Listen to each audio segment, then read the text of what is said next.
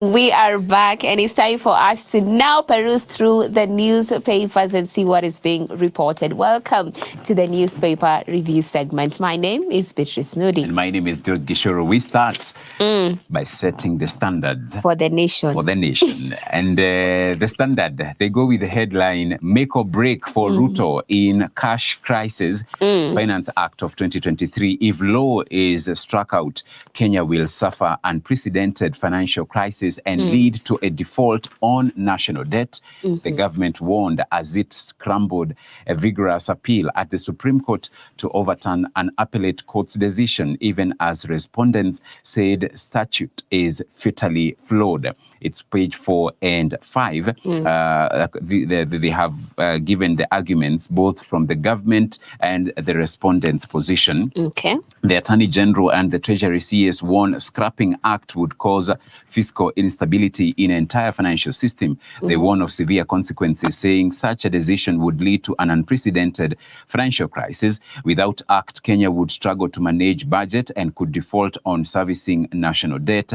A national debt default will not only hit government operations, but also livelihoods of ordinary Kenyans. On their part, the respondents, they have insisted, dismissed the government's appeals as not merited and that its provisions were flawed, fault public participation, arguing those affected not given opportunity for public input, say government must provide clear justification for raising funds and it will be used for what, argue finance laws enactment suffered numerous procedural deficiencies. You can go to page 4 and 5 and get to read all that and much, much more. And Ruto's trouble with finance laws, economy. President adept in politics, but having it rough on economy. Financial Bill 2024 sparked the Gen Z protests in June. But of course, we are talking about the Finance Act of 2023, which again, the law has said it is null and void. Yeah, it's unconstitutional. But of course, they made the appeal.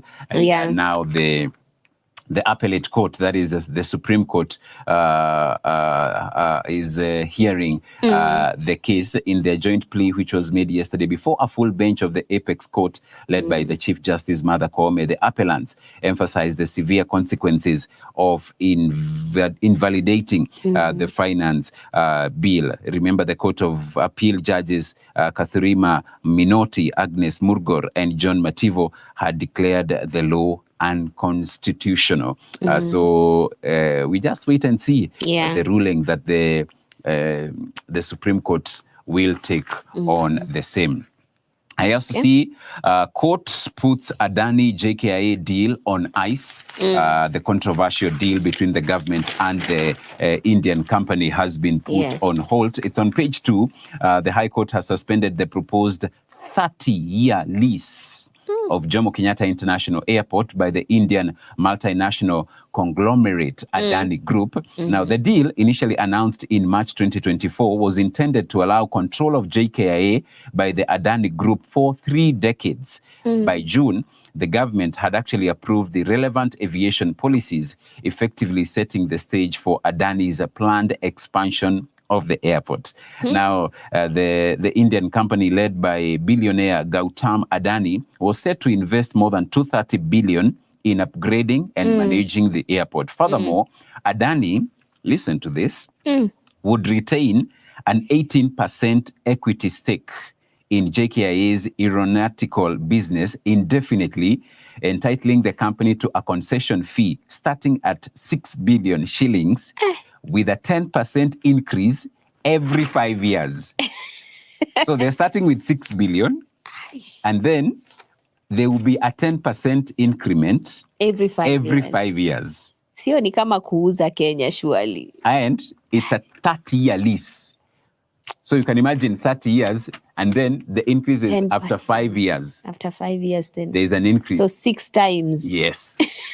That's almost 60%. Yes. And actually, latest developments in as far as these particular story is concerned is we woke up as Kenyans to news that there is a go-slow at the Jomo Kenyatta International Airport and it's chaotic scenes because those who have landed have actually said they are now still hold up in the planes because apparently the workers are not working. They are not working. And now those who, what are they saying? The planes are actually grounded. So from midnight, they have said they have not had a single plane leaving. Up as at 6 a.m. And so it's chaotic scenes. People are mixing, those who are landing, those who are supposed to fly out. Yeah. And of course, that poses a security threat. Definitely. And, I don't know why we are bulldozing things. You know, it's very easy to just, and the reason why, just to also remind you, the finance bill of 2023 was also declared unconstitutional, was because of public participation. Where? And so people went to court and they were told there was no public participation. And so why are you bulldozing this again? Yet you are supposed to subject the same to public participation. Now, if the workers who are working in the airport are striking because they were not involved, what other form of public participation did you partake? Yeah. You know, and you see that's why also now the courts are halting the deal, because this is ile Kenya kitambo that you would just bulldoze things because you are a minister, because you are a parastatal head, because you are a body, or even a president. We have a law, the supreme law. Yeah, you know, it reminded me during the Gen Z protest, the people shall, you know, the people may. Yeah. So that's the situation we find ourselves in. Oh my goodness, yeah. It was easy, but just involve people. Yeah. And you see, let them be part by of involving it. people, you are coming to tell them the reason as a government we think the Adani deal is good for the nation is because of 1, 2, 3. Yeah, yeah. You know, explain it. Explain to people. Unless there are things that were hidden in the closet.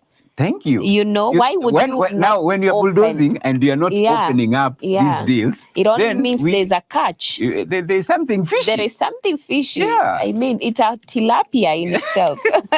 Anyway, so that's the situation. Yeah. And actually the same is also being reported right here on the Daily Nation. It's actually page 2. Yes. And I see here the two petitioners born of contention are well illustrated here. The two organizations argued that JKIA is a strategic and profitable national asset, and the deal is therefore irrational and violates the principles of good governance, accountability, transparency, and prudent and responsible use of public money. In the deal, Adani would upgrade the airport, construct a second runway and a new passenger terminal under a 30-year build, operate, transfer contract. However, KHRC and LSK argued that Kenya can raise the 238 billion needed to expand JKIA. We don't need without leasing very critical national assets. Such a huge asset. Rwanda, I was reading somewhere, Rwanda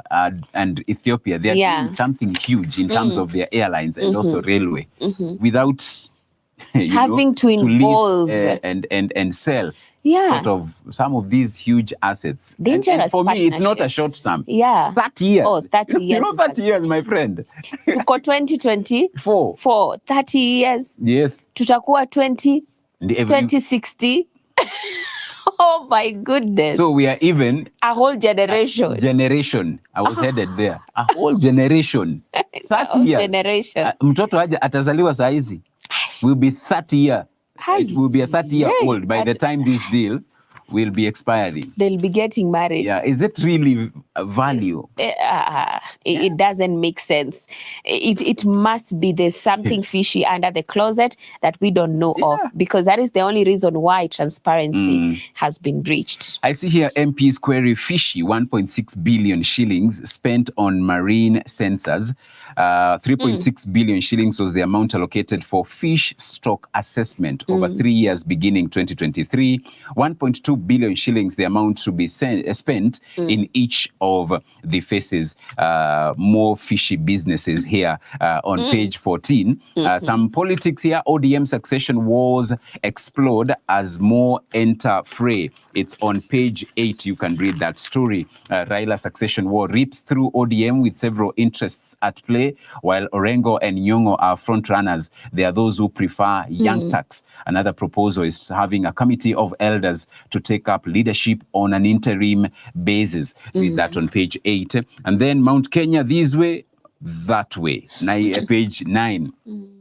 So Mount Kenya MPs split on unity calls as Kindiki propped up in the East. DP Rigathi Gachagua facing stiff competition for region's leadership, but bid to unite region is always looked at as a hidden agenda. You can read that on page 9. I also see other stories inside the Standard.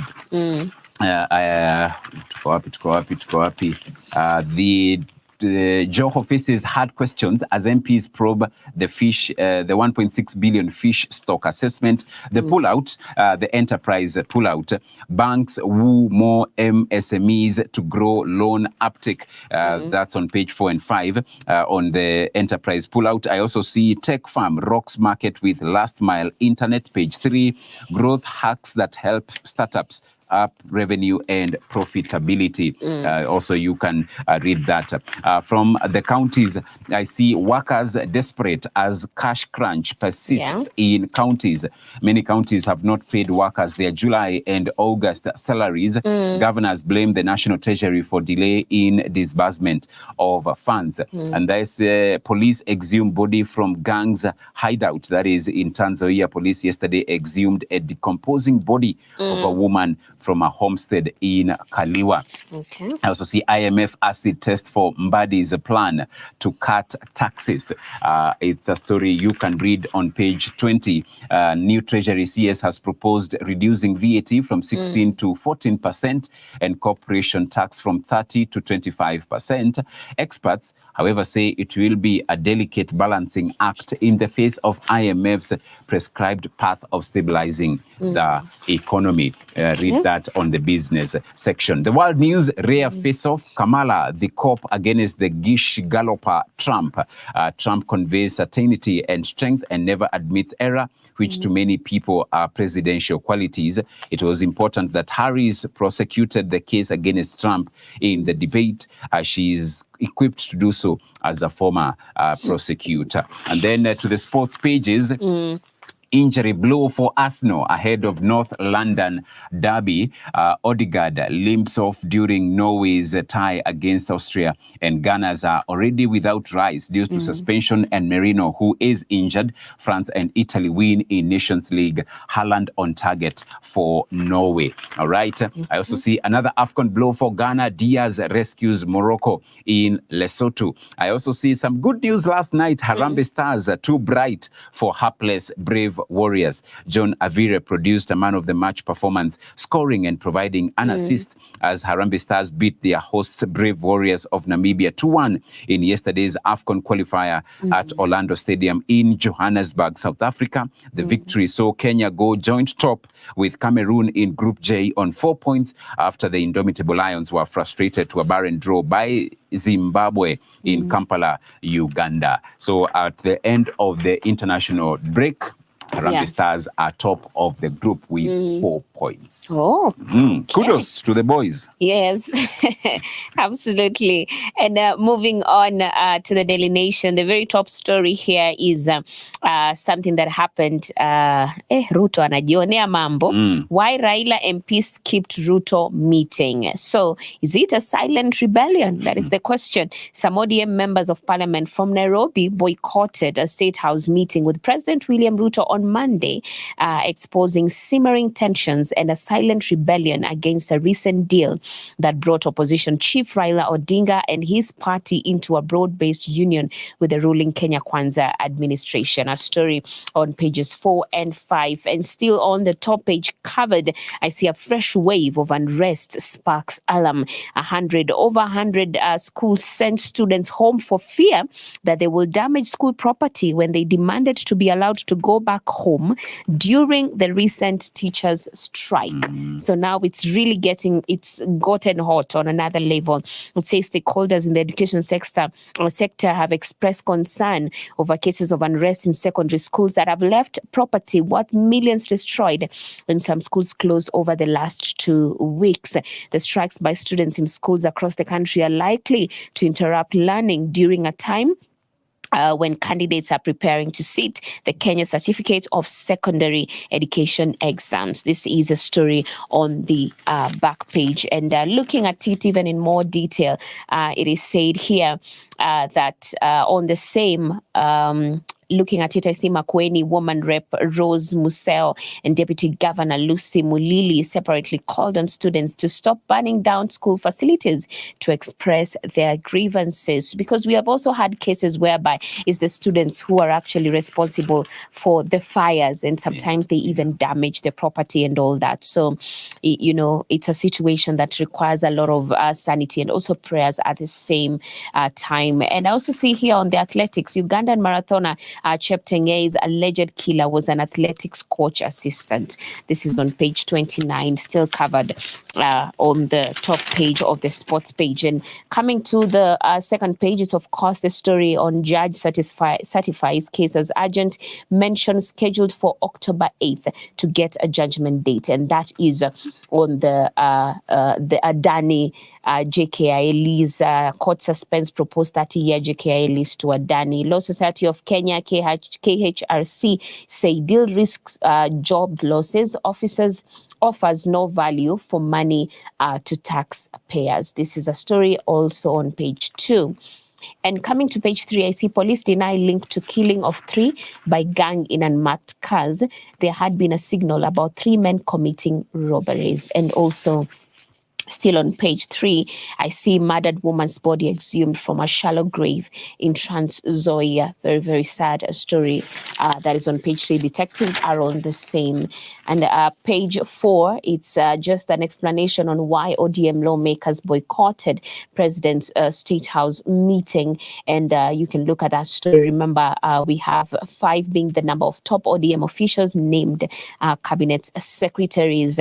And I see here on the day Mr. Odinga was being officially unveiled as the AU Commission chairman candidate at State House, Mr. Owino was with other opposition leaders installing Wiper Party boss Kalonzo Musyoka as the Azimio la Umoja One coalition boss. Like alisema yeye anajitoa kwa politics za Kenya, nao wakachangamka wakasema we no go wait, we are moving on.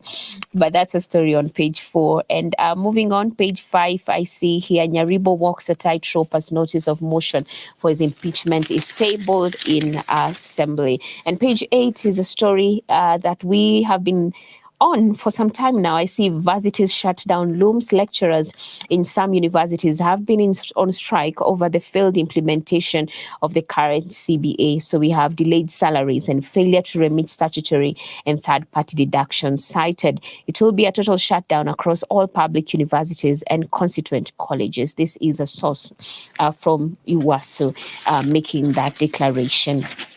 And coming down to the DN2, I see something very interesting that I'd love to touch on. And on the parenting, it's a question: do you compare your children? Gigi, do you compare your children? No. Why? Because everyone is different. Yeah. So if I compare them, then I will start judging them based on who I'm comparing them with. So if it's the firstborn, then I expect the secondborn to behave like the firstborn, or the firstborn to behave like the secondborn, which is not the case. Character, personalities, different. Very different. So if I compare, that's true. Shida. Noma sana. And I love that. In fact, Gigi should be among the commentaries. Because actually Grace Awinga, who is 62 and a mother of 3 says here, appreciate individuality. It's exactly what you have also mentioned. This is a very interesting story that I believe parents really need to look into, because there's soon to be parents. Yeah, soon to be parents. Yeah. Sianze kusema na mbona ukai nani?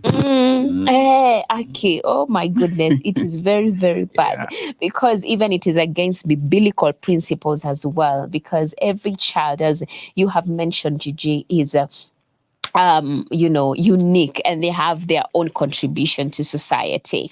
And it is also important to notice that 18 years, the first 18 years of a child's life is for laying foundation that will determine the kind of adults they become.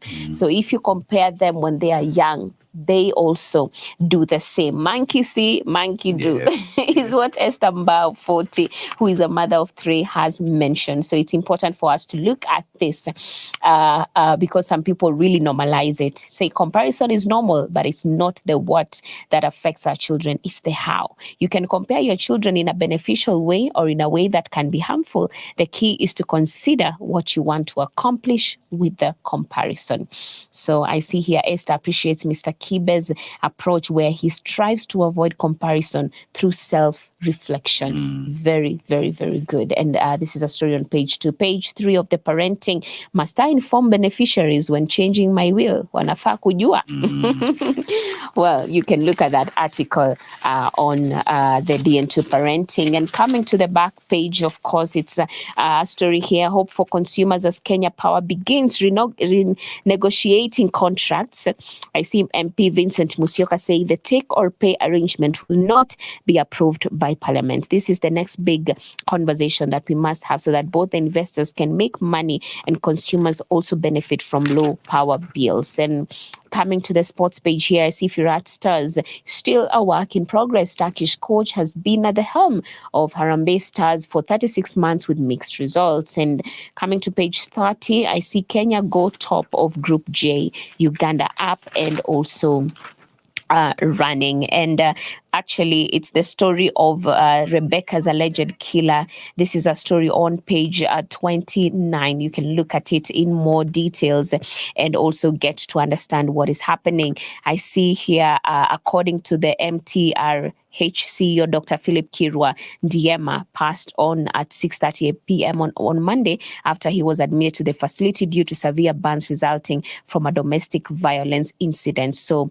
still, that's the boyfriend per se, who was actually an athletics coach, in quotes, also passed on Monday due to severe burns. It looks like this was almost like, the flames were set to burn both of them. And it's really, really, really sad. Domestic violence is real, because I believe that whenever you see the signs, it's important to take refuge as soon as possible. All right, quickly, Business Daily, 1.5 million idle NSE accounts frozen as IPO drought bites.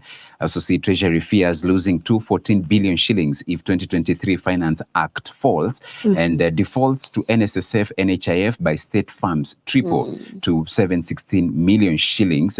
That is for the fiscal year ended June. Treasury overdraft fees up 87% on higher rates. And I see Bata Kenya rules out price wars with rivals. And that is what's being reported in the dailies. Grab your favorite copy. Get to know what's happening in our nation. Even as believers, we continue to pray for the +254. Right about now, it's time for us to pay way for the video of the day. Let's have a look at it.